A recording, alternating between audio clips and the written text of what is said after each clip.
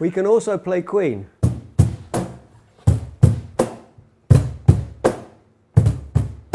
We will rock you. Easiest drum beat ever. It's the most well-known drum rhythm. Yeah. Hard to believe, isn't it? Everyone goes. I wonder why that is. I don't think... Well, I suppose it does. Do you reckon apes did that?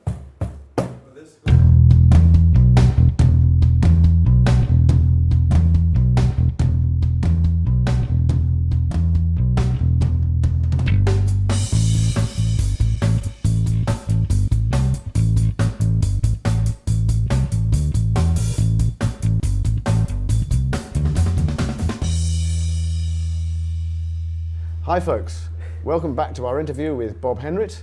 This is the second part in the Horns here at Watford. If you haven't seen the first part, check the link on screen. Bob, welcome. Hello, again. What would you say is your favourite style of playing?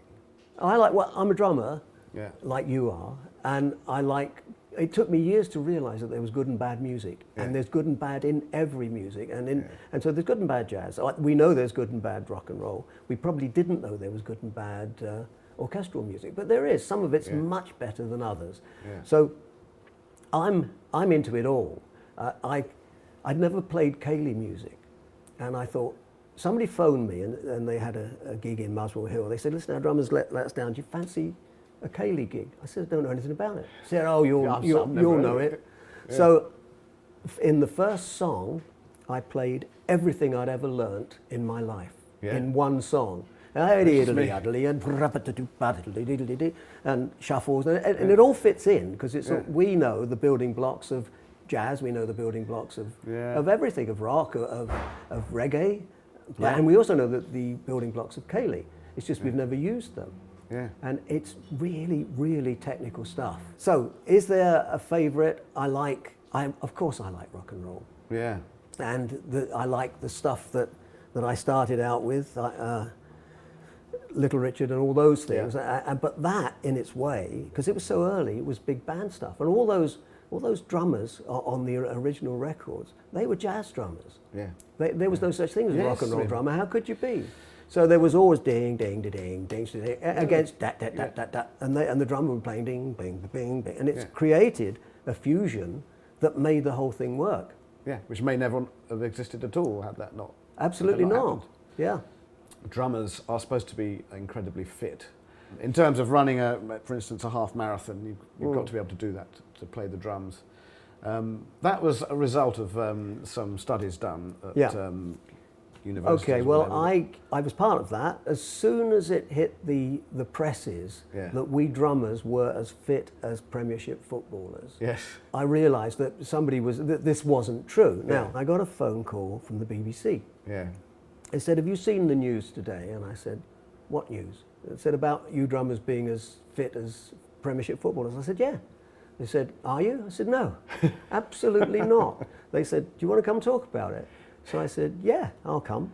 So the next thing you say under those circumstances, this is a tip, is you'll send a car. Yes, of course. And they said, yeah, it'll be going to the TV centre. I thought, I thought it was radio.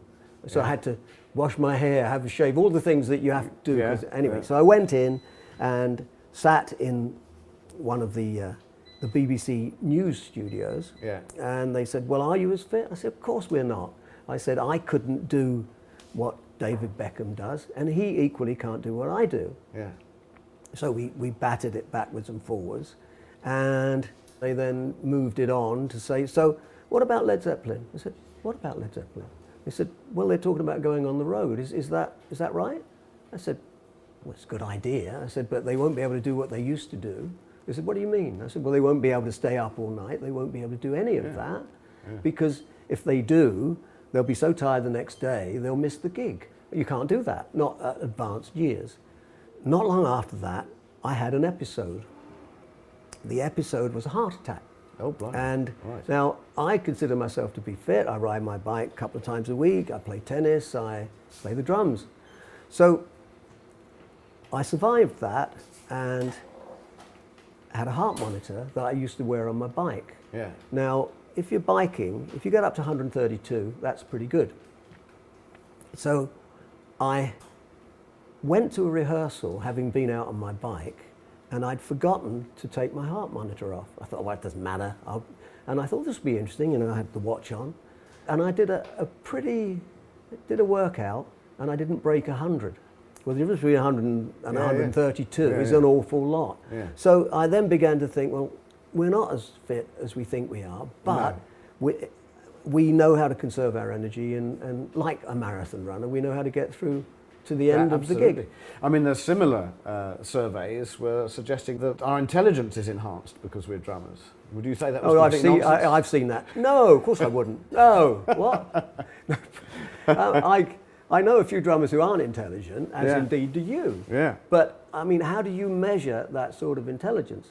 I'd like to think that I'm bright, and I'd like to think you're bright because you've written a book and I've written a book. So does that mean we're intelligent? Well, of course it doesn't. It just means we know how to write a book. Talking of books. Ah, yes. Let's, anything mad, bad and dangerous in banging on? Oh, absolutely, yeah. There it is. That's me there. And that's me there as well. It's a different, completely different life. And this is me here. I was 15. I didn't know what I was doing. Yeah. Society was to blame, but that's how I looked at 15. And I had a proper drum kit. How cool was that? Yeah.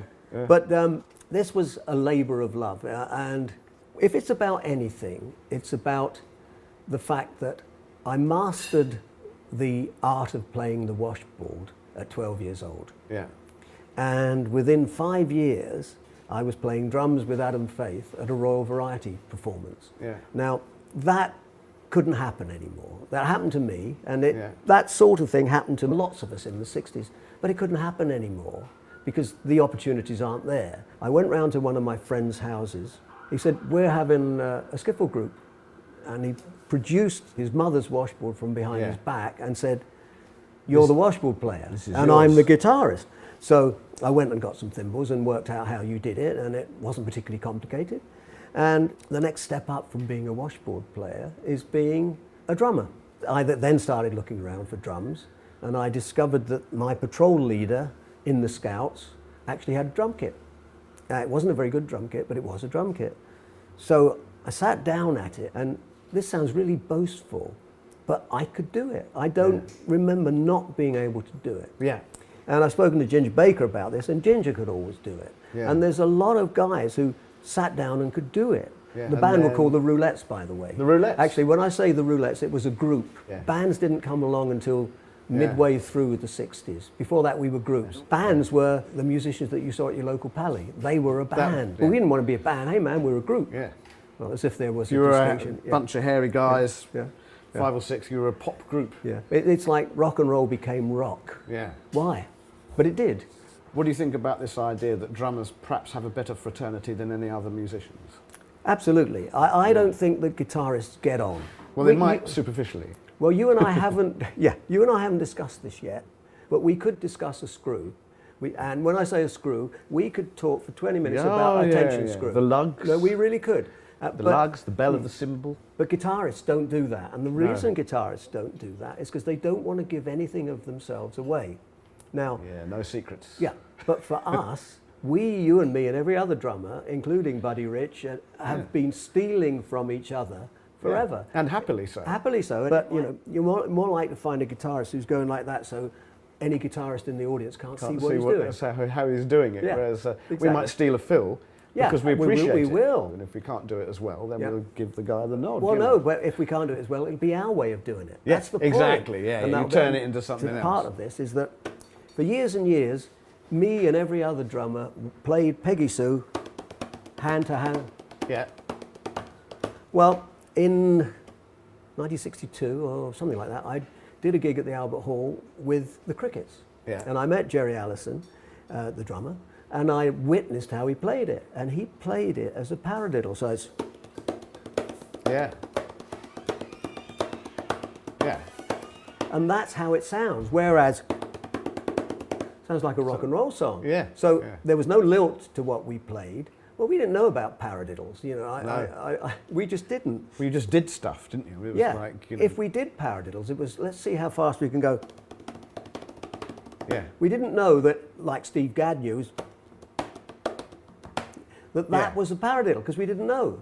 How about, if you could pin it down to one, what would you say was your best moment during your career? In the Kinks, we would do Lola. Yeah. Halfway through, Ray would stop the band except me, and the lights would shine on the audience, and I'd be boom, boom, and that's all I'm playing. Boom, maybe a boom if I want. If you're cheeky enough. Yeah, and the audience would be moving to what I did. And this is power beyond belief, especially if you've got 50,000 people.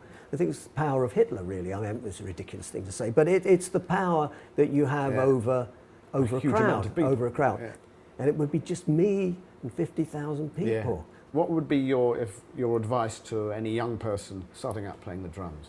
Listen.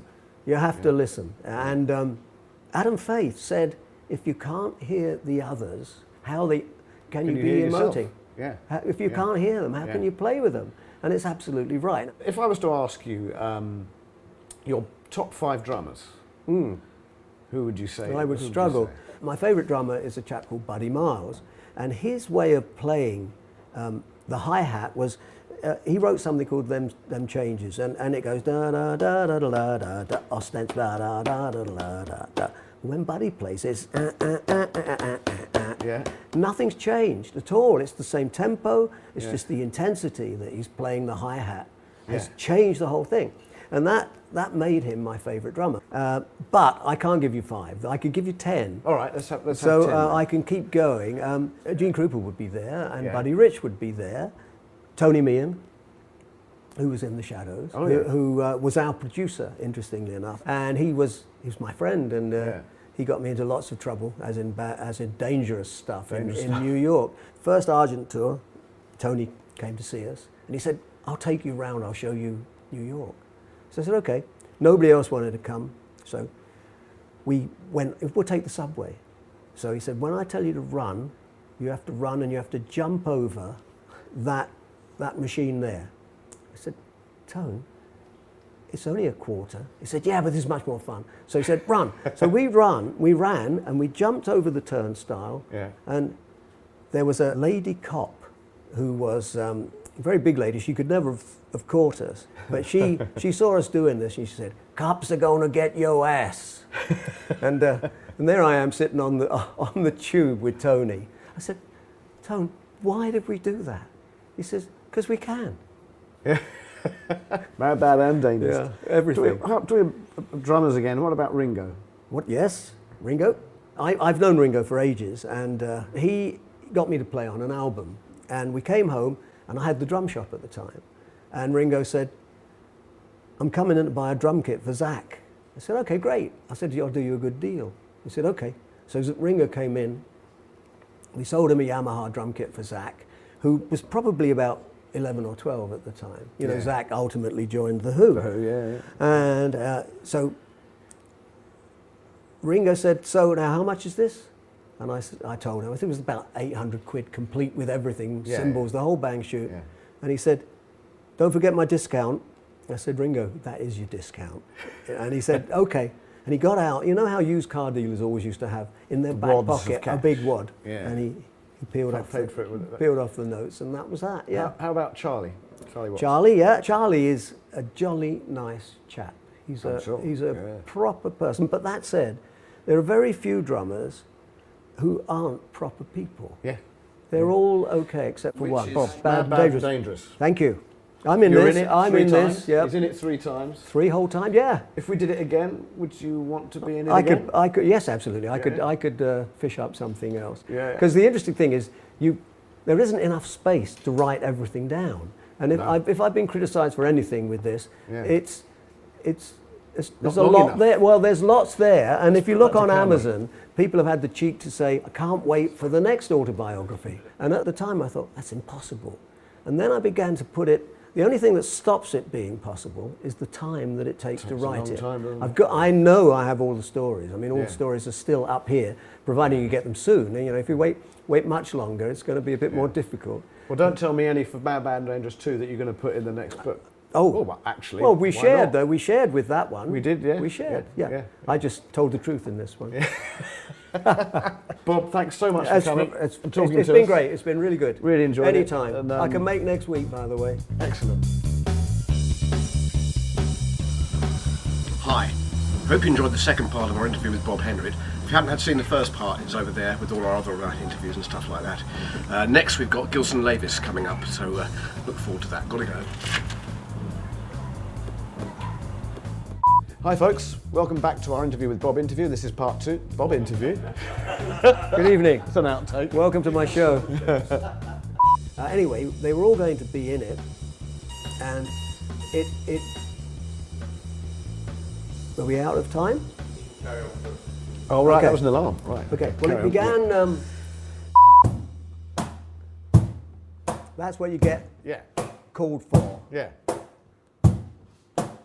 And if you can play that, That's the then bottom line, isn't then it? that's what you have to play. Yeah. There's never been an advert in the Melody Maker that said drum soloist wanted. Yes. And it's really hard, actually, to just do that Yeah, all the way through a song without doing anything else at all. It's really, really difficult. but it's very to do that. necessary. Yeah, it's very necessary, absolutely. Little education there, ladies and gentlemen. Are we still rolling Bob then? Henrit.